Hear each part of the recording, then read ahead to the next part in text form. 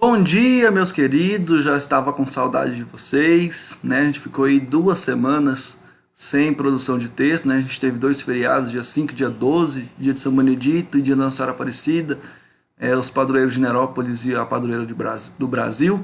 E a gente estava falando de sermões. A gente dividiu os sermões em partes, né? Dentro da estrutura, falando da introdução, da proposição. Agora a gente vai falar do desenvolvimento e, por último, da conclusão. Lembrando que hoje tem atividade, não se esqueçam, tá bom? Hoje tem atividade de produção de texto. Já que a gente ficou aí 15 dias sem aula de produção, vamos voltar um pouquinho aqui para a gente lembrar o que é sermão. Lembrando que sermão, prédica ou pregação é a mesma coisa e é diferente de homilia. A homilia é um sermão mais familiar, mais amigável, tá bom? O sermão é um discurso opinativo religioso. Ele busca convencer a respeito de uma determinada conduta moral. É um discurso de autoridade sustentado por uma obra dogmática. Ele envolve temas bíblicos, religiosos, teológicos ou morais. E ele é dividido estruturalmente em exposição, exortação e aplicação prática. Dentro das partes, né, da introdução, da proposição, do desenvolvimento, da conclusão, a gente tem aí a exposição, exortação e aplicação prática. Lembrando que nas atividades de produção de texto sobre sermão, a gente não está usando a questão religiosa, a gente está usando a questão moral, tá bom? Todas as nossas atividades estão voltadas aí para as questões morais. A gente falou da introdução, que precisa despertar a atenção e a simpatia do ouvinte. É a apresentação do tema, ela precisa ser interessante, clara, simples, breve e direta, e precisa levar, né, até a proposição. Lembrando que a introdução e a proposição sempre precisam estar ligadas. A gente falou também da proposição, que ela precisa estar em uma única frase. Ela também é conhecida como tópico frasal, tese, ideia central. É a ideia central do texto ou a tese que será tratada no desenvolvimento. Ela é fundamental em todo o sermão e ela revela o propósito da mensagem, ajuda a fixar o tema na mente do ouvinte e cria uma nova expectativa. E hoje a gente vai falar do desenvolvimento, que é aquela parte da redação, né, a parte do sermão ou dos gêneros dissertativos, que visa comprovar a tese levantada na proposição, e ela é baseada em argumentos ou passagens bíblicas que comprovem o tema apresentado na proposição. Isso dentro do sermão. E aí, só para vocês lembrarem, né, a relação entre a introdução e o desenvolvimento é que a introdução precisa ser clara para que o leitor não tenha problemas na hora de entender o desenvolvimento.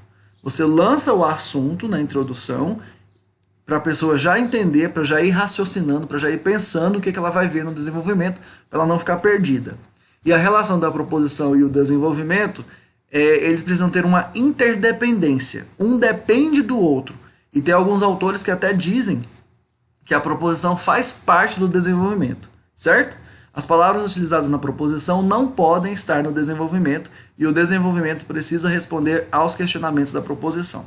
Se você levanta um problema na proposição, se você levanta um questionamento, ele precisa ser respondido no desenvolvimento. O que é preciso ter no desenvolvimento? Argumentos que comprovem seu ponto de vista e argumentos que sejam possíveis de serem justificados. Não basta você jogar um argumento qualquer no seu desenvolvimento se você não puder justificar o uso daquele argumento. A estrutura do desenvolvimento. Como a gente já falou, né, o sermão tem uma estrutura: introdução, proposição, desenvolvimento e conclusão. E o desenvolvimento tem uma estrutura. Geralmente o desenvolvimento pode ser dividido em 2 parágrafos. Né? Isso é o que a gente estipula como sendo uma forma já correta de se fazer o desenvolvimento. Mas seu número pode variar de acordo com o número de argumentos que você tem em mão. Por exemplo, se você tem 3 argumentos, 4 argumentos, divida aí esses argumentos em parágrafos. Por exemplo, 3, número ímpar, você coloca um argumento em cada parágrafo. 4, você pode fazer um argumento em cada parágrafo ou 2 argumentos em cada parágrafo, certo? Lembrando que é preciso sempre fazer uma ligação entre os assuntos. Os assuntos não podem estar soltos e perdidos dentro do desenvolvimento. Lembrando que cada parágrafo você precisa aprofundar o conteúdo levantado no argumento, de forma que ele seja suficiente para defender a tese. Não basta lançar o argumento, você tem que justificar, você tem que falar por que você usou aquele argumento dentro da defesa da sua tese. E não termine o parágrafo de forma brusca e sem sentido. Assim como a introdução precisa estar ligada ao desenvolvimento, o desenvolvimento precisa estar ligado à conclusão, ok? Dica: anote no rascunho todos os argumentos que você pode utilizar ao longo da redação para não esquecer de nenhum na hora que estiver escrevendo. Ou, por exemplo, você anota todos os argumentos que você tem. Vamos supor que você anotou que tem 5 argumentos para serem utilizados na sua redação. Ah, esse aqui não é tão bom. Esse já é melhor. Esse é melhor ainda. Ah, esse eu não gostei não. Talvez eu não use. Esse aqui eu vou usar com certeza. Entendeu? Você anota todos os argumentos que você tem em mãos, nem que seja para descartá-los depois. Argumentação. Estratégias argumentativas influenciam na capacidade de convencimento do leitor. Qual que é a função dos textos dissertativos? Convencer o leitor. Essa é uma frase da Roberta Rinaldi, que é do site Dicas de Redação. Aí agora eu vou falar sobre os tipos de argumentação. O primeiro deles é a argumentação por exemplificação. É a escolha de um exemplo específico que ilustre bem o tema tratado na redação. Eu vou deixar esse slide para vocês no GR8, certo? E aí vocês vão poder ler esses exemplos de novo para vocês fixarem eles. Vamos lá. Em 2013, milhares de manifestantes ocuparam as ruas da capital de São Paulo em reivindicação por melhorias e redução dos preços dos transportes públicos. Nota-se como fatores socioeconômicos também são responsáveis pelos casos. A Revolução Francesa, por exemplo, é considerado o símbolo de liberdade, igualdade e fraternidade, visto que mobilizou as camadas sociais influenciadas da crise econômica no respectivo país. Assim, é evidente que a política externa e interna influenciam na quantidade de manifestações ocorrentes. Viu? Ele usou 2 exemplos. Usou o exemplo lá em 2013, quando milhares de manifestantes ocuparam as ruas da capital de São Paulo, e usou a Revolução Francesa. O tema dessa redação não é transporte público. O tema dessa redação é manifestação. A força das manifestações nas revoluções sociais. Esse era o tema dessa redação. Segundo tipo de argumento, argumentação por enumeração. Nesse tipo de argumento é preciso que você tenha vários argumentos sobre o mesmo assunto, listando um a um, de modo que a sequência faça sentido. Ao utilizar esse tipo de argumentação, é importante lembrar de colocar os argumentos em parágrafos separados para destrinchá-los de forma convincente. Então, quando você tem muitos argumentos, você enumera eles do mais importante para o menos importante, ou do mais antigo para o mais novo, de forma cronológica. Em primeiro lugar, exemplo. Em primeiro lugar, é imprescindível ressaltar como a carência de medidas públicas gera a ocorrência de tal problema em sociedade. De acordo com Jürgen Habermas, filósofo alemão, para que haja comunicação plena e o acordo de interesses, deve-se existir o agir comunicativo. No entanto, manifestações populares que possuem o objetivo de reivindicar direitos e melhorias são menosprezadas por parte da população e dos políticos, devido à ocorrência de destruição e badernas realizadas por malfeitores que não integram os movimentos. De novo, aqui falando da importância das manifestações, e aí ele colocou o primeiro argumento, o do Jürgen Habermas, desculpa aí se eu não falei certo, do filósofo alemão. E em seguida ele já fala, das manifestações populares que são menosprezados, pela população em geral e também pelos políticos. Então são 2 argumentos. Então ele foi enumerando em primeiro lugar, em segundo lugar, em seguida, no entanto, beleza? Terceiro tipo de argumentação, argumentação por comparação. Suas ideias são apresentadas nesse tipo de argumentação, ressaltando as semelhanças e ou diferenças entre elas. Por exemplo, semelhantemente, essas mesmas autoridades possuem interesses financeiros na má alimentação dos brasileiros. Conforme Marx, em um mundo capitalizado, a busca pelo lucro ultrapassa valores éticos e morais. Nesse sentido, as grandes empresas alimentícias vendem a imagem dos seus produtos atrelados à felicidade e à realização pessoal, quando, na maioria das vezes, essas mercadorias são responsáveis pela degradação da saúde do consumidor. Ainda de acordo com dados da UNB, as propagandas dessas indústrias induzem a uma má alimentação e atingem fortemente o público infantil.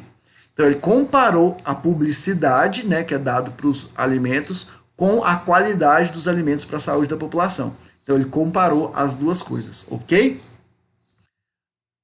Quarto tipo, argumentação por causas e efeitos, é que a gente chama de causa e consequência, argumentação por causa e consequência que vocês utilizam bastante.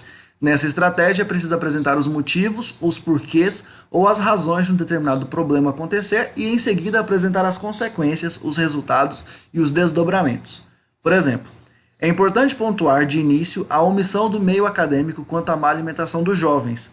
À guisa de Kant, o ser humano é tudo aquilo que a educação faz dele. As escolas brasileiras, entretanto, negligenciam a saúde dos estudantes ao não instruí-los sobre os riscos da obesidade e as formas de preveni-la, como reflexo de uma população ignorante frente aos hábitos alimentares ideais. 8,4% dos adolescentes são obesos e mais de 30% das crianças apresentam excesso de peso, segundo pesquisa recente do Ministério da Saúde. Viu? Ele falou que a causa da obesidade é a omissão do meio acadêmico.